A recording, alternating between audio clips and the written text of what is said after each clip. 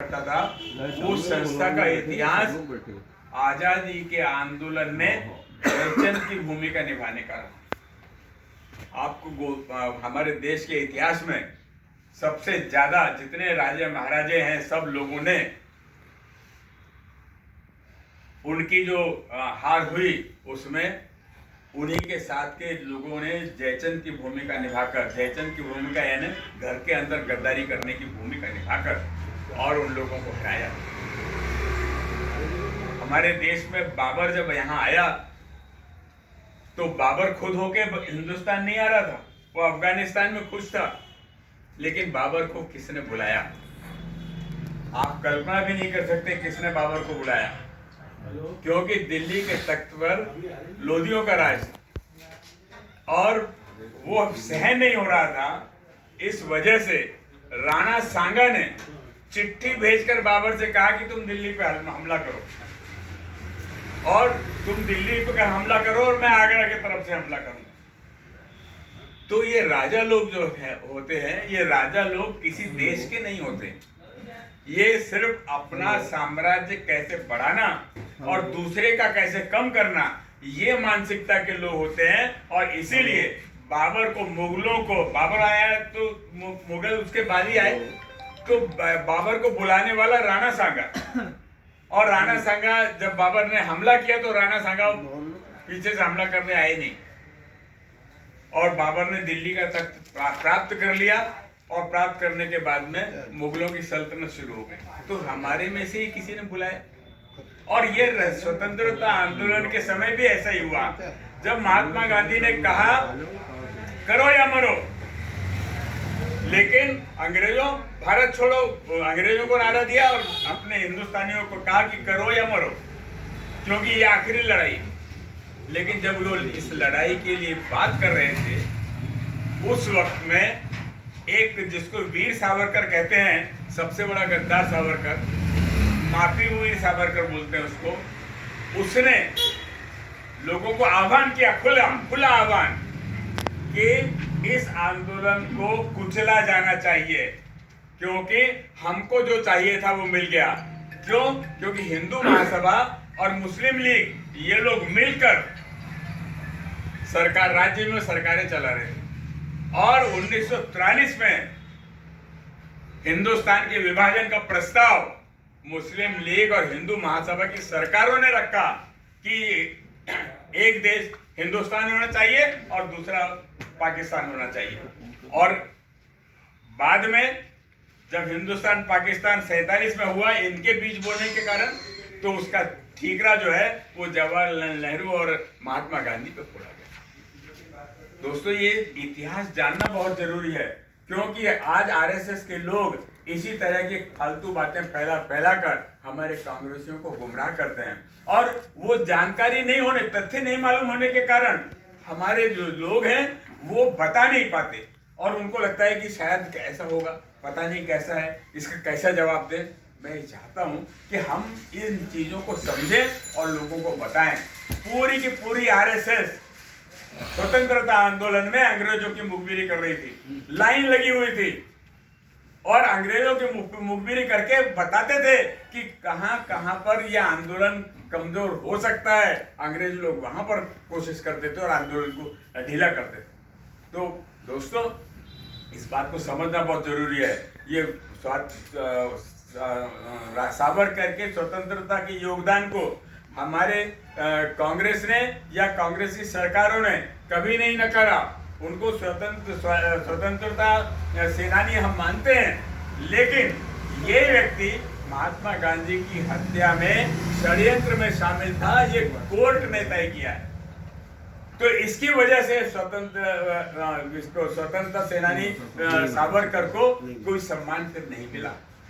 वे इसीलिए नहीं मिला, स्वतंत्रता संग्राम सेनानी रहे, लेकिन गांधी की हत्या के षड्यंत्र में शामिल होने के कारण उनको सम्मान नहीं दिया गया।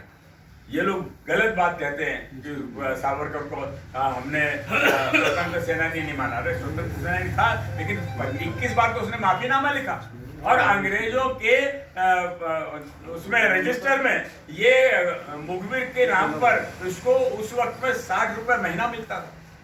उस वक्त के 60 रुपए महीना आज 60,000 रुपए से भी ज्यादा का होता है। ये उस वक्त में सावरकर अंग्रेजों के पेरोल पे था, क्योंकि वहां काला पानी से छूट के आया, उसके बाद पूरी जिंदगी इसने अंग्रेजों की नौकरी किया, मुखबिरी किया।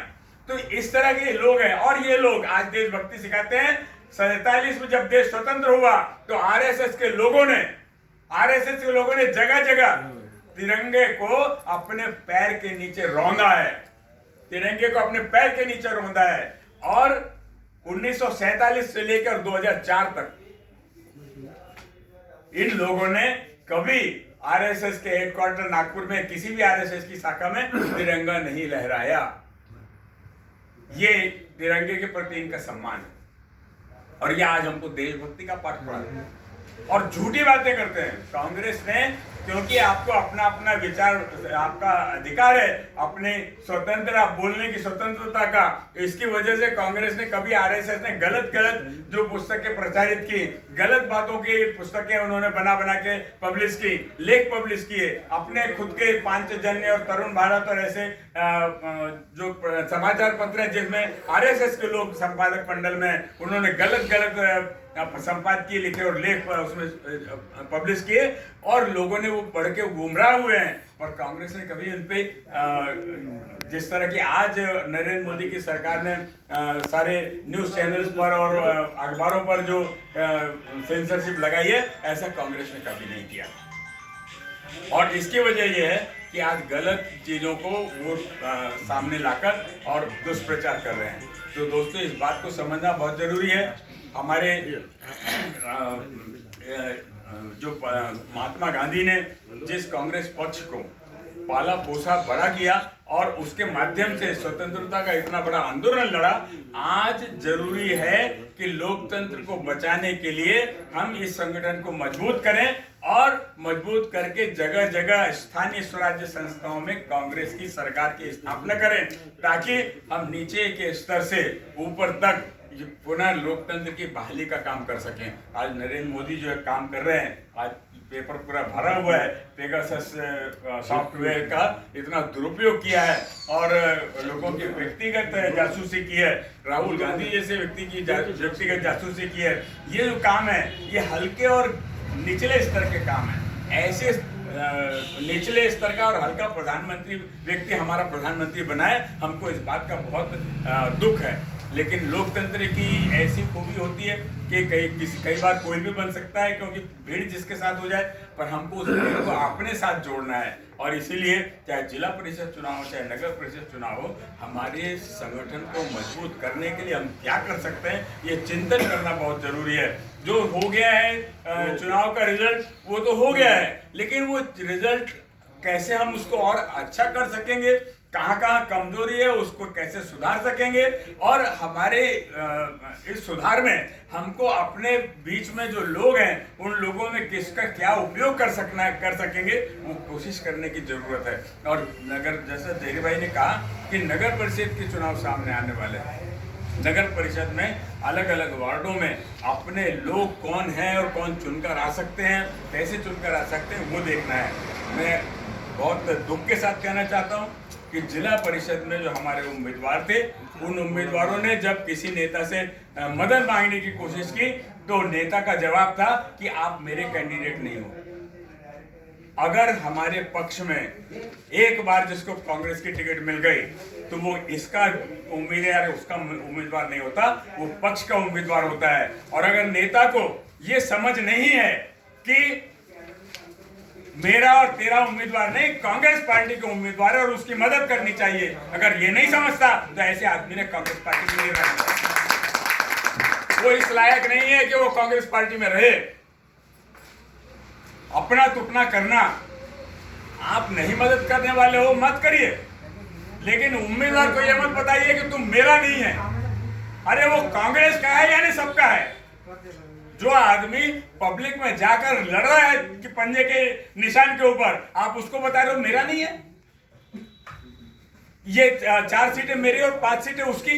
ये क्या तरीका है हमारे कांग्रेस में? ये ऐसा पहले कभी नहीं हुआ और ऐसा होना भी नहीं चाहिए। और अगर आगे होगा तो इसका परिणाम हमको, पार्टी को तो भुगतना ही पड़ेगा।